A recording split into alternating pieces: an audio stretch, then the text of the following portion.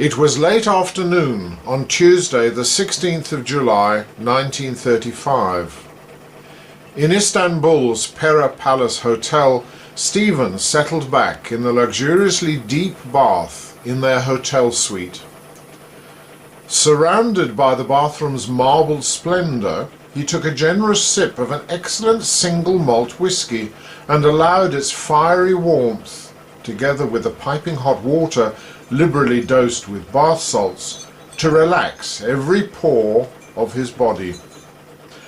The pain in the stump of his left leg was starting to ease. No longer encased in its prosthesis, the leg enjoyed the sensation of being almost weightless beneath the water.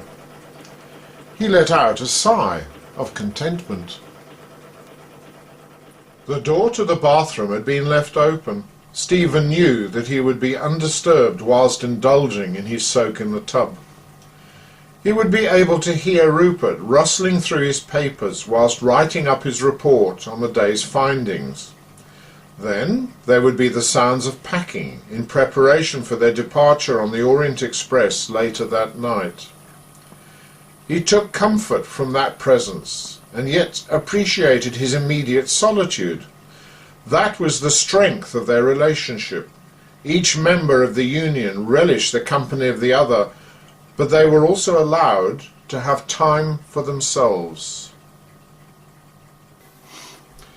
It had been a successful trip to this intriguing part of the world, and Rupert's enthusiasm.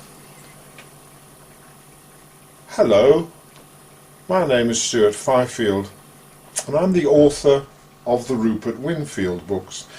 What I've been reading for you there is an extract from the third in the series, called The Cloth of Destiny. Again, it's in the historical vein of the two previous journeys that Rupert's undertaken, and it will take Rupert and Stephen and you into Abyssinia at the time of the Italian invasion. I'm often asked by people, why are you so interested in the period of history between the wars? And the simple answer to that is, quite honestly, I don't know. It's always been a very, very interesting period to me. I have a general love of history, but that particular period, together with the period of and immediately preceding the First World War, have always been my really special area of interest. I find the changes that went on in those first 4 decades of the 20th century something that we're still living with today.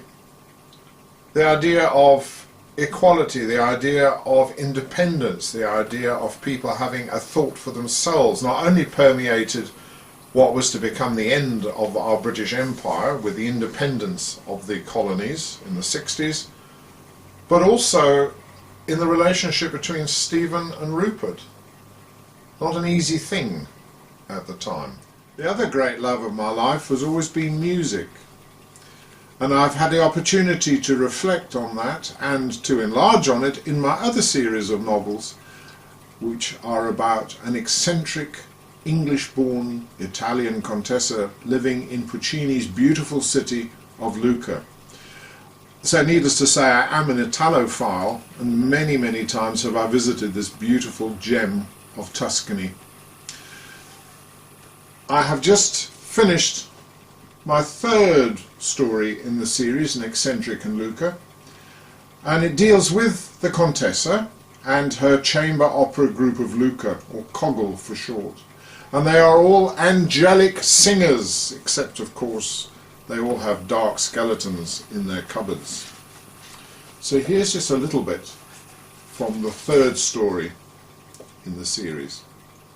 The artistes had spread themselves around the spacious room and were in various stages of either drinking tea, eating, or, as in the case of Susan Kinross, adding a little something to the cup from her hip flask. When she had finished being drafted into Coggle to replace the indisposed Maria Santini, her reliance on the contents of said flask had been something of a talking point. Yvonne Buckingham, the pert English rose from the language school in Pisa, had even dubbed her Sherry Sue, in memory of her mother's friend back in England. The Contessa was aware of Kinross's penchant for the occasional nip of the strong stuff, but as with the other artistes, it occasioned far less attention than it had before. It had simply become absorbed into the fabric of Coggle. Looking over the top of her teacup, the Contessa watched each of her angels in turn as she needed to determine that all was well with them and that any change in the dynamics would not be detrimental to the cohesion of the group. Renata and Riccardo were shamelessly flirting with each other, sitting side by side on one of the sofas. Amilcare, although looking very pensive this evening, was as usual steadily working his way through the plate of dolce in front of him. Tito seemed to be nervously flapping through the music whilst talking to Susan, who was adding yet another nip from her hip flask to her cup of tea. Yvonne appeared to be doing some deep breathing exercises which were catching the lustful attentions of Riccardo from the other side of the room. Giulietta and Gregorio were involved in some sort of desultory conversation, as Giulietta was looking over his shoulder and glaring daggers at her bête noire seated next to Riccardo, whilst Gregorio appeared to be admiring his own reflection in the mirror directly behind Giulietta. And then the Contessa thought sadly of the other missing angel, Maria Santini. The Contessa was so proud of this group of wonderfully talented yet so diverse artistes. Each of them had their strengths and their weaknesses. By the very nature of their art, they also needed to bolster deflated egos and to build self-confidence.